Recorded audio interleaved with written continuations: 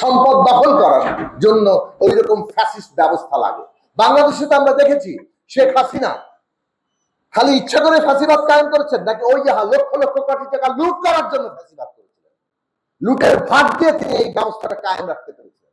যদি লক্ষ লক্ষ কোটি টাকার লুট করার ব্যবস্থাটাই থাকে, অর্থনীতি যদি ওই রকম কাঠামোতে থাকে, মানুষের মধ্যে বৈষম্য যদি ওই রকম জায়গায় থাকে, তাহলে কখনোই আমরা যত আইনগত ভাবে এইরকম ভালো দলিল লিখি না কেন, বাস্তবে তার কার্যকারিতা থাকবে না। ফ্যাসিবাদ নানাভাবে বাসা বাঁধবে। কাজেই রাজনৈতিক ব্যবস্থার এই অগ্রগতি অর্থনৈতিক ব্যবস্থায় সমাজের সম্পদের বন্টনে এবং সামাজিক সাংস্কৃতিক স্তরে পরিবর্তন ঘটাতে হবে। যদি সেই পর্যায়ে ঘটাতে হয়, নতুন রাজনৈতিক শক্তির উত্থান লাগবে। সেই ক্ষেত্রে আমরা নিশ্চয়ই একমত যে আমরা অতীতের দলগুলো দেখেছি। কাজে আমাদের নতুন রাজনীতির আকাঙ্ক্ষা ওই জায়গা থেকে যে আমরা বাংলাদেশের ভবিষ্যতে জনগণের পক্ষে শক্তি করে তুলতে পারি।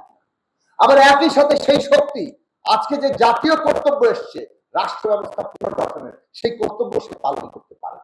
ফলে আগামী সংসদ এবং সংসদের প্রথম 6 মাস কিংবা 270 দিন এবং বাস্তবায়ন কাল, এই কাল পর্যন্ত আমাদের জাতীয় কর্তব্য আছে। যে জাতীয় কর্তব্যে আমরা কিভাবে হাঁটবো সেটার রণকৌশল, আর কিভাবে আমরা জনগণের পক্ষে শক্তি গড়ে তুলবো তার রণকৌশল, এই দুটো একসাথেই আমাদের ঠিক করতে হবে। ভাষাগুলো কঠিন মনে হতে পারে অনেকের কাছে, অনেকে বলে প্রমিত ভাষায় কথা বলি। আশা করি রাজনৈতিক কর্মীরা আমার বক্তব্য অনুধাবন করেছেন এবং আমরা মনে করি যদি সেইভাবে আমরা এগোই, আমরা নিশ্চয়ই সফল হতে পারবো।